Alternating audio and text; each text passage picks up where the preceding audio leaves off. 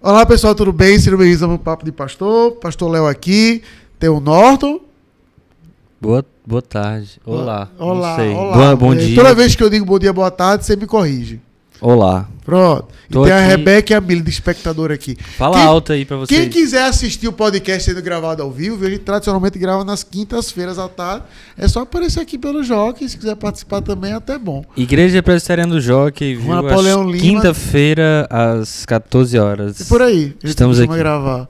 Tá? Hoje, Norton, eu não vou estar respondendo uma pergunta. Assim, eu vou ter uma pergunta que fizeram, mas não foi nem em rede social, foi pessoal. E foi o seguinte, mas para a pergunta fazer sentido, tem que contar o que aconteceu. Na terça-feira passada, no caso de você ouvindo esse podcast, dia 6 de setembro, para dizer a data, a Jamile, que é um membro aqui da nossa igreja, parênteses, sabe um parênteses aqui. No evento lá que eu participei, eu falei que a tarde ia ser longa, num evento, numa fala, mas eu percebi que minha tarde ia ser muito mais longa, quando antes do evento lá que eu participei, teve uma outra roda de conversa com uma advogada e outra pessoa lá. Aí a advogada disse, eu não vou nem esconder.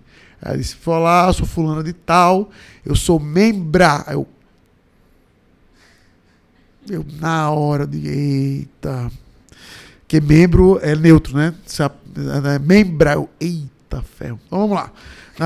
A Jamile, que é membro aqui da nossa igreja, e é presidente no momento que a gente está gravando da Comissão de Liberdade Religiosa da OAB, ela fez uma ideia muito boa, tá? Que seja, então, ela é liberdade religiosa, não é liberdade protestante, não é liberdade cristã. Então, esse mês de setembro, é o Setembro Amarelo, né, tratamento conhecido, um mês de advertência com questão de suicídio, a gente deve gravar um podcast sobre isso também. E aí ela convidou várias pessoas de várias religiões para tratar sobre esse assunto, uma roda de conversa sobre suicídio e qual a importância da religião para aquele tema. Tá? E ela me convidou para participar e agradeço aqui publicamente o convite. Então, quero deixar muito claro que o que eu vou estar ressaltando aqui nada tem a ver com a Jamile, com a crítica, nem ao evento propriamente dito, tá bom? Mas ao que foi dito lá. E aí eu fui convidado para participar. Tá no canal da OAB do Piauí, se você quiser ver eu fazendo careta de cima a baixo por 3 horas. Fizeram figurinha no WhatsApp já, tá certo? E por aí vai. Eu só vou computar uma coisa assim, porque assim, eu pensei corretamente, foi um tiro acertado que eu dei, mas foi vacilo. Porque eu disse assim, o melhor lugar para eu sentar, para não chamar tanta atenção, é na ponta. Eu falei o lugar que o cara do candomblé sentou. Mas eu disse assim, mas se eu quiser ser vivo para pegar a resposta do outro, é onde eu sentei. Porque se você observar, eu sempre estava bem no meio. Ou eu era o terceiro a falar, ou eu era o terceiro, ou eu era o quarto. Aí eu disse, pronto, é lá que eu vou ficar. Aí tanto é que eu escolhi, pum. Aí sentei lá. Mas me arrependo. Só que ficou apertado, né? Ficou apertado, e o cara do meu lado com as pernas abertas, mas... Eu vou me estressar com isso não, tá? Tranquilo. Mas foi tranquilo, o problema não foi o aperto não, ficou só um sofá até bem confortável, diga-se de passagem. Mas veja, o assunto foi sobre suicídio. E aí tava eu, um mórmon, um bandista, um espírito, um kardecista, um adventista e um católico. Certo? E aí a pergunta que me fizeram foi, pastor, como é que o senhor se sentiu lá no meio? Como é que é a sensação de você ver aí o nome de Deus sendo vilipendiado aí por tanto tempo? Veja, irmãos. Quando você vai para uma roda com esse grau, você já vai preparado. Você está entendendo? Então, isso eu quero pontuar. Se ali fosse uma roda de conversa evangélica, não posso só exagerar, aí eu tinha saído. Você está entendendo? Só para ilustrar, se fosse um cara da Assembleia de Deus, um batista, um presbiteriano, né, um congregacional e o papo fosse aquele, eu tinha me levantado, tinha me estou falando. Mas, como eram de religiões não bíblicas e, portanto, erradas, eu já fui esperando isso. Tá? Então, você sabe que o nome de Deus não vai ser respeitado em absolutamente nada lá. Tá? Então, esse é o ponto número 1. Ponto número 2. O que eu fiquei triste em perceber ali foi uma coisa que aqui eu vou falar abertamente, eu espero não escandalizar ninguém, né? Deixa eu pegar o caso do bandista. Se o cara da Umbanda passasse os 30 minutos, 20 minutos de fala dele lá, no total, ao longo daquele evento, dizendo que Exu, Oxalassum, Pombagira é a saída, ia ser menos mal. Tô falando sério. Se ele passasse os 20 minutos do tempo dele dizendo, você tem que confiar em... Como era o nome do santo dele? Oxanaçã. Sei lá, tá certo? Um desses, que era o pai da natureza e tal. Ia ser menos mal. Tô lhe falando. Sabe por quê? Porque isso é tão díspare que a Mili vai olhar e vai dizer, isso é loucura. Isso é loucura. Se fosse o católico, eu vou ser bem clichê aqui. Se fosse o católico por 20 minutos falando, porque os santos, porque não sei o quê, porque Maria, ia ser menos mal. Agora, quando você vê um católico e um bandista concordando, aí você fica no meio assim. Aí você, tem algo aqui. Há uma constante. Ou seja, meu ponto no meio foi, há uma constante, porque o católico, o kardecista e o umbandista ali na ponta estão falando o mesmo idioma. O mesmo idioma. Sabe? Então, veja. Com isso, saliento. Não estou dizendo que eu sou melhor do que ninguém, que eu estou mais preparado. Não. Nada disso. Só quero pontuar uma coisa que me deixou triste. Olha, eu não vou mentir. Eu saí de lá cansado. Parecia que eu tinha... eu saí de lá, meu roteiro foi exatamente esse. Eu saí de lá, aí fui jantar com a família, a gente parou para comer em algum lugar. Eu cheguei em casa, tomei banho. Eu não consegui ficar sentado do lado do Leozinho, de cansado que eu tava. Era feriado no outro dia. Aí Leozinho, pai, eu vou jogar um pouco aqui. Fiquei do lado dele, comecei a conversar. Não, filho, vou embora, vou dormir. Eu tava realmente cansado. Porque, veja, o que me deixou triste lá naquele dia, entre outras coisas, foi perceber uma coisa. A conversa foi sobre suicídio e não vou abordar tanto isso, porque insiste, ainda vai gravar um podcast sobre. Esse mês ainda. Mas, qual era a constante na defesa daqueles homens ali? A vida da pessoa, o problema da pessoa é o que está fora da pessoa, não está dentro. Os atos da pessoa não têm peso. Não tem peso, não tem responsabilidade. Faz o que tu quiser. Não tem peso. O único momento que a Mili botou, pastor, teve uma hora que o senhor botou o corpo para frente, pronto. Eu acho que bate com o momento que foi a fala do kardecista. Que quando ele fala, não foi? Pronto. Que quando ele terminou de falar, eu quase falei. Veio aqui, aí eu... Eita, bati no meu... Eu vou dizer... Eu não lembro tudo que ele falou, não. Mas, em suma, ele pontuou exatamente o quê? De que o suicídio, seu corpo aqui é só tridimensional, nós somos imortais, a gente não morre de fato, o suicídio só acaba com o seu corpo. Foi nessa linha. Estou inventando, Mili? Gente, qual incentivou? Foi, mas era isso que eu ia dizer. Era isso que eu ia dizer. Quando ele terminou, eu disse, se você está enfrentando suicídio... Pensou. Pensei. Não, veja... Anne se estranhou até, porque quando eu saí de lá, eu só falei 20 minutos, não foi só eu, todo mundo, tá bom? O tratamento foi igual. Todo mundo ali só falou, de fato, uns 20 e poucos minutos. Então, me explica por que eu saí rouco. Saí. Eu saí de lá, ele, tu tá rouco, Eu disse, porque eu falei pra dentro o tempo todo. Eu saí rouco, Norton. Juro a você. Falei muito. Aí eu dei umas Só não foi. Eu falei muito, mas ouviram um pouco, né? Fiquei, mas era mais pigarro mesmo. Aí, resumindo, eu disse, o cara tiver com problema de suicídio ouvindo esse cara aqui, o cara se mata. Oxi, então peraí. Não, mas como foi que você ia falar pro cara? É interessante o que eu ia dizer era isso. De que, olha, se você tá com problema de suicídio e você tá ouvindo esse cara que você concordar, pode pular da ponte. Pode pular da ponte. O que você tem a perder? Se aqui é só uma passagem. Se vai ficar só uma marca no seu corpo. Se você vai ter a oportunidade de corrigir ad infinito, oxi, tô com um problema. Veja, eu vou ter que usar essa expressão, porque talvez não faça sentido para alguns, mas é a mais pura verdade. Hoje, a lógica daquele cara é a lógica de videogame. Morri, eu vou tentar de novo. Eu vou tentar de novo. Vida infinita, eu vou tentar de novo. Veja, mas eu como jogador de videogame, sei disso. Muda o personagem pra ver se veja, melhora. Norton. Veja, olha, deixa eu dar um exemplo aqui. Não vou nem citar o nome do jogo para não escandalizar o mais fraco na fé. Mas tem tipo de jogos, por exemplo, Norton, só para explicar, que eles têm o chamado morte permanente. O que é isso? Não é de Deus. Que se o personagem morrer, não jogue. Você perde tudo. Tudo. Tem alguns jogos que não. Tem com alguma consequência, mas vai lá, vai tentando. Mas tem jogo que se você perder, você morrer. Perdeu tudo. Você tem que começar tudo novo. Cara, tem vídeos na internet desse jogo, logo assim que lançou, os caras tentando. É um modo chamado Hardcore. Meu amigo, os caras jogavam com o dedo no Alt F4. Os caras jogavam com o dedo no Alt F4, que é pra desligar o computador.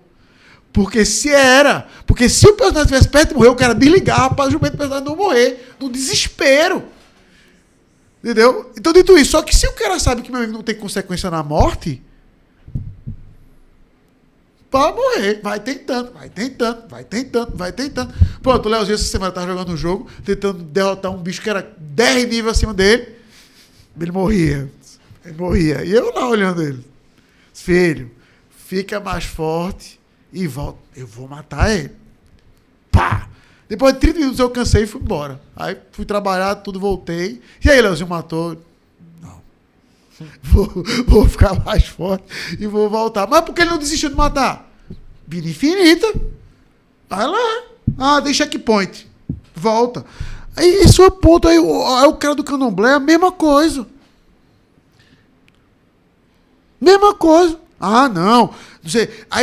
Só que o kardecista foi na verve. Não tem esse negócio de culpa, não. Não existe negócio de culpa, não. Cara, ali eu queimei ruim dentro. Eu não xinguei o cara, não.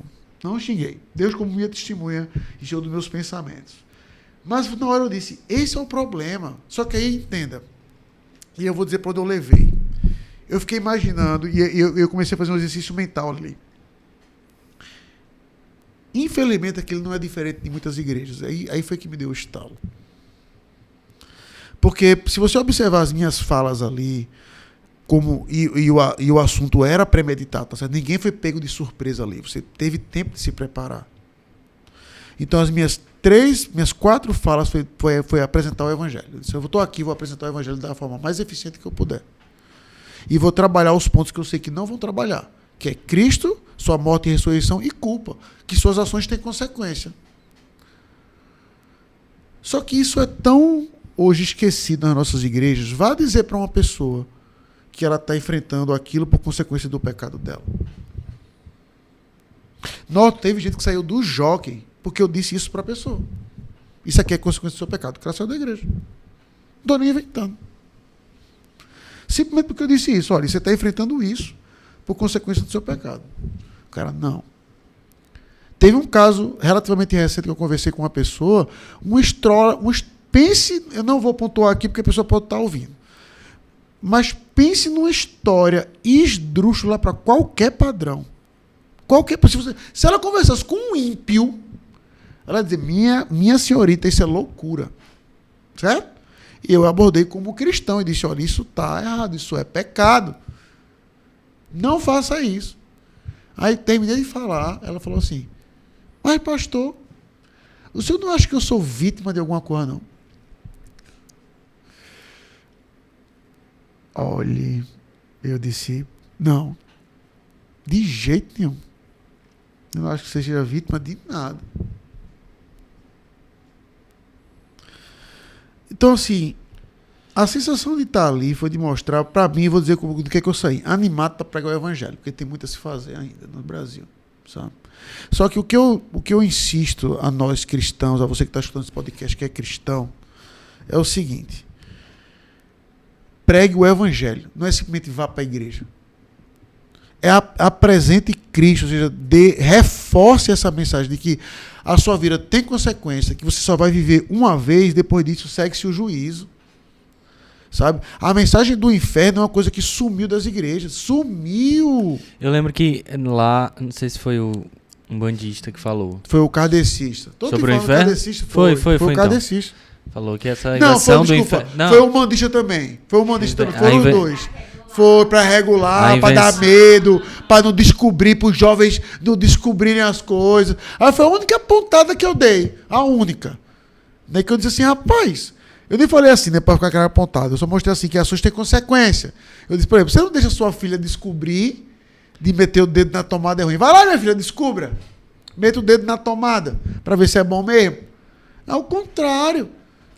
Só que o que eu quero, o ponto desse podcast, eu quero mostrar para você que pensa que pensamento e ações são coisas desconexas, que não tem nada a ver. E aí que é justamente que você percebe naquelas religiões que a boca fala do que o coração está cheio. E que você vai fazer o que você pensa. Então, se eu penso que eu tenho vida infinita, eu vou me limitar a errar. Meu amigo, eu vou errar o quanto eu puder. Se eu posso voltar, reencarnar e não sei o que, tal. E eu vou além, de acordo com o bandista, se o ponto de vista dele, que obviamente está errado, tá? Mas quem acreditar, se eu morrer na água, eu vou voltar como um peixe. Então, o cara ainda sabe o que vai viver na próxima. Pronto, eu vou pular da ponte que eu posso voltar como um peixe-boi. Vem! Como uma sereia.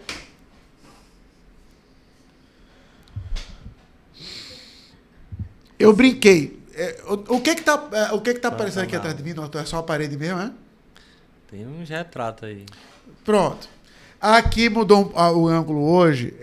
Aqui é o lugar que, se algum dia você tiver gabinete pastoral comigo... Você está tendo um gabinete essa agora. Visão que você vai ter.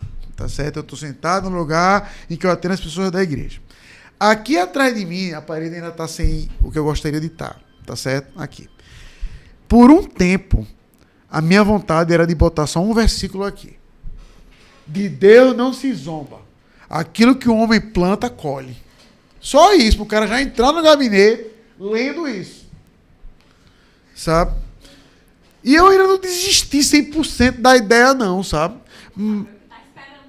Mas eu optei por uma outra frase. Né? Esse é um versículo, no caso, que eu citei agora, Gálatas 6, tá? Mas eu optei por uma outra frase, né? Eu sou um grande pecador, mas Cristo é um grande salvador. Certo? Vamos mandar fazer aqui. Esse é o ponto. É muito parecido com essa daí. É parecido, porque reconhece o erro do pecado. Não. É parecido com essa que você falou agora, mas que eu gosto mais. Como é, gente? A graça é... existe mais graça em Cristo do que pecado em mim. Exato. Entendeu? Esse é o ponto, só que perceba que o que essas frases têm em comum? Reconhece o pecado em mim, o problema sou eu. O problema da minha vida não é a opressão que eu sinto. O problema da minha vida não é porque eu fui violentado. Veja, tudo isso é ruim, com certeza. Mas o meu pecado é pior do que escravidão, é pior do que um estupro. Eu estou dizendo isso, sem tremer minha voz. Com toda tranquilidade. Eu estou dizendo que com isso são coisas pequenas, jamais. Não me interprete dessa forma, pelo amor de Deus. Não estou dizendo que, se você, por exemplo, está me escutando e foi violentada, isso é uma bobagem. Eu não estou dizendo isso. Exatamente. Isso é uma bobagem. Nunca falei isso para ninguém aqui no gabinete que já sabe que tratou comigo aqui. Ao contrário, eu lamento, choro com a pessoa. Mas o que eu mostro? Que a visão que ela tem daquele evento pode definir, por exemplo, como ela vai tratar aquilo. Se ela entender que aquilo ali é mais absurdo do que o pecado dela, como é que vai se tratar isso? Não tem como, porque o problema vai estar sempre fora dela. Agora, se ela entender que Cristo salvou a vida dela, ela vai olhar para aquele evento de uma forma distinta, diferente. Que ela não vai ser limitada por aquele evento, porque Cristo transformou a vida dela e vai transformar aquele corpo dela que sofreu violência. Sabe? Então, eu saí de lá ainda mais empolgado para pregar o Evangelho, sabe? E agora o Evangelho, como a Bíblia apresenta, do Cristo que morreu e ressuscitou. Veja até esse ponto, isso que eu, de novo, o kardecista até disse lá. Cristo morreu, Cristo só é lembrado porque Cristo morreu, tem que lembrar do Cristo que ressuscitou. Eu entendi o teu ponto dele, mas eu falei assim, meu amigo, se eu tiro a morte de Cristo, Para Paulo, né, eu estava lendo sobre isso ontem à noite, antes de dormir. Até agradecer a Deus por isso. E concluo com isso. A gente não para pensar nos sofrimentos, por exemplo, que a gente passa, mas leia 2 Coríntios 1 com atenção. Quando Paulo vai falar dos sofrimentos que ele passou na Ásia, Paulo diz assim: eu passei por esses sofrimentos para que eu possa confortar vocês. Ou seja, então Paulo entende a validade do sofrimento dele, porque ele passou por aquilo e falou, pronto, agora eu posso confortar você. Sabe? Então você pode até olhar para uma pessoa que, por exemplo, você que sofreu uma violência e por aí vai dizer assim, pronto, eu passei por isso por quê? Porque eu posso confortar outras pessoas agora, do mesmo jeito que eu fui confortado, como Paulo foi, que é qual? Cristo. Sabe? Cristo. Então a gente, quanto igreja, a gente tem muito evangelho para pregar, a gente não pode descartar, e aí veja, vou concluir com isso, uma frase do William, não é o William Henrique, não, Anthony Huckman, nunca esqueci, eu estava no seminário ainda, quando eu li pela primeira vez Salvos pela Graça, com o livro dele, muito bom o livro, é um bom resumo da doutrina da salvação reformada, e aí logo no início ele vai abordar essa questão de responsabilidade humana e predestinação. Aí ele aborda no início, ele vai dizer assim, bem, o cristianismo, como a Bíblia prega, não tem esse dilema. Simplesmente pregue os dois com força e vigor. Não, ele resolve. Eu achei fantástico isso. O cristianismo resolve o problema. Qual? Pregue os dois com a mesma intensidade. Um Deus que está no controle de todas as coisas e que o homem colhe aquilo que ele planta. Pregue os dois com força. Pronto. Guardei aquilo como conselho pro resto da minha vida ministerial e tento aplicar isso até hoje. Deus está no controle de tudo? Certeza. Mas o homem colhe aquilo que ele planta. Sabe? Por isso que a música do Danny Black é o que você... Eu te mostrei essa música? Hã? Não. O que você criou. O refrão da música é: o que você criou é o que você vai ter. E eu brinco que essa música é bíblica. Porque não é de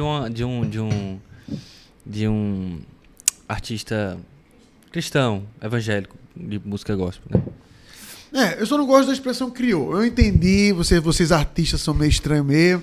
Poesia, pô. Mas... Poesia. O que você plantou, o que você fez, o que você criou, o que você... Se for para terminar com cultura pop, prefiro a fala do General Máximos no início ali do Gladiador, quando ele está empolgando ali as tropas. Qual é a dedicação deles para ir para aquela primeira batalha? O que você faz aqui ecoa na eternidade.